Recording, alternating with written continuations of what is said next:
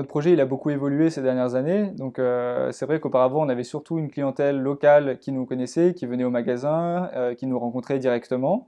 De plus en plus, on travaille avec notamment une clientèle professionnelle et publique qui est un peu plus distante, où on répond à des appels à projets, où les gens ils peuvent pas venir directement et donc on doit savoir mieux communiquer sur notre projet, mieux se présenter et notamment sur l'aspect montrer la qualité de ce qu'on produit, montrer le design, montrer la beauté des produits, des choses qu'on ne sait pas forcément faire parce que c'est tout un métier de savoir comment se présenter, de quoi il faut parler. Nous, on est passionnés, donc on a envie de tout parler, de tout expliquer à tout le monde. Bon, il faut savoir hiérarchiser ses idées, savoir comment est-ce qu'on prend une jolie photo, quel aspect on met en avant, comment parler des gens, comment parler de l'insertion, de l'écologie de façon attractive, et puis résumer un projet qui est complexe et multiforme pour que ce soit intelligible et compréhensible selon chaque interlocuteur.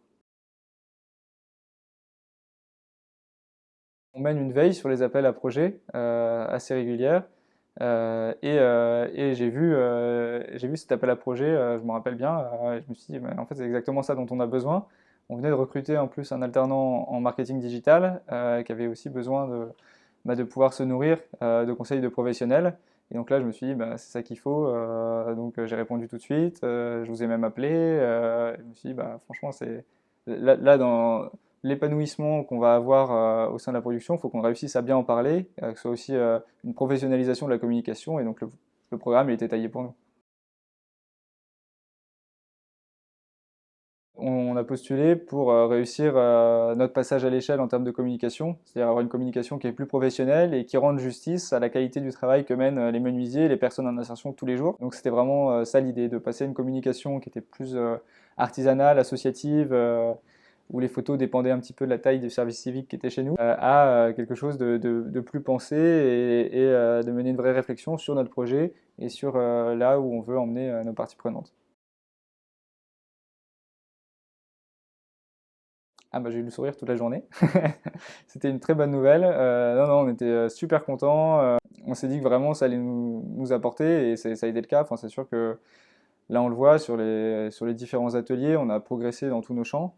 On a revu les choses en profondeur. C'est tout bête, mais en fait être avec des gens qui connaissent pas forcément le projet, qui ont un œil neuf dessus, qui connaissent pas forcément notre milieu de l'insertion, de l'associatif, du réemploi, ça change en fait. De se dire, d'avoir d'autres perspectives, d'avoir d'autres questions, et ça fait réinterroger des processus qu'on avait un peu intégrés comme des évidences alors que ça l'était pas du tout.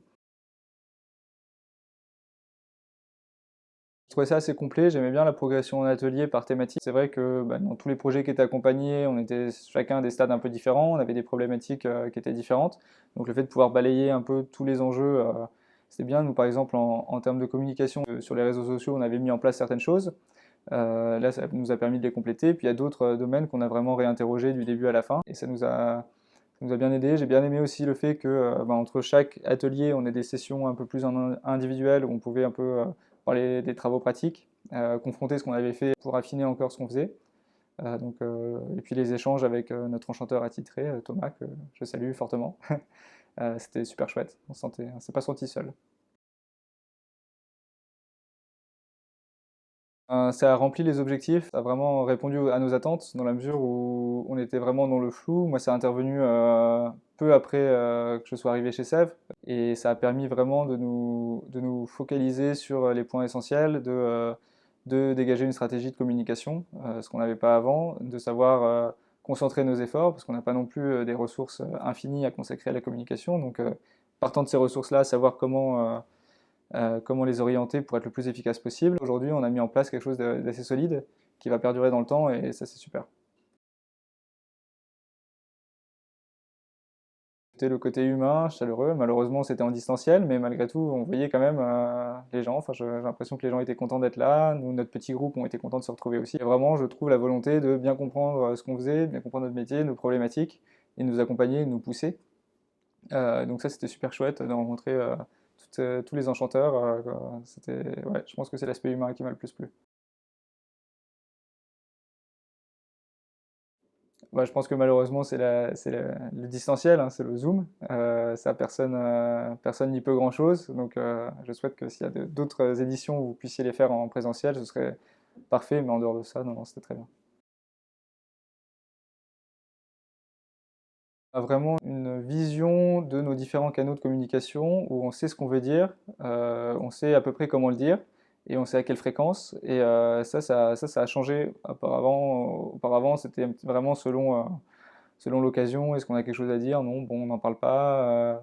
Comment est-ce qu'on présente ça? Je sais pas trop. J'ai l'impression que ça s'est bien stabilisé, c'est assez détendant parce qu'on a plein d'autres sujets. Donc ça, le fait que ce soit aujourd'hui plutôt une source de confiance, c'est un gros apport. C'est de l'accompagnement. Je pense que le mot, on l'utilise beaucoup, mais c'est pas un mot anodin. C'est accompagner quelqu'un, c'est à la fois bah, l'aider. Enfin, je sais pas, c'est un peu comme quand on apprend un enfant à faire du vélo, quoi. On le met avec des petites roulettes, puis après il roule tout seul. Donc cette notion d'accompagnement et d'envol, je pense qu'elle est importante. Et la première session, on était plutôt dans la réception, on écoutait ce qu'on nous disait. On avait un cours un peu théorique, et puis après la pratique dans la deuxième partie. Ça permettait bien de se lancer. Et puis après, ouais, la convivialité, malgré tout, enfin, malgré le Zoom, malgré tout, on voyait quand même que les gens étaient super contents d'être là, nous on était contents d'être là, et de partager, d'échanger, de comprendre les problématiques de l'un et de l'autre, c'était super sympa. Accompagnement et convivialité, ça résume bien le projet. Bah, n'hésitez pas, enfin. Non, non, c'est super, et je pense que tout le monde a des problématiques de communication, en particulier dans l'ESS. On n'a pas forcément toutes les ressources en interne, et c'est normal, parce que il y a plein de sujets, donc allez-y, enfin, je ne conçois pas que ça apporte pas quelque chose, ça va forcément vous transformer la vision que vous avez de votre projet, et la façon dont vous allez en parler, donc allez-y.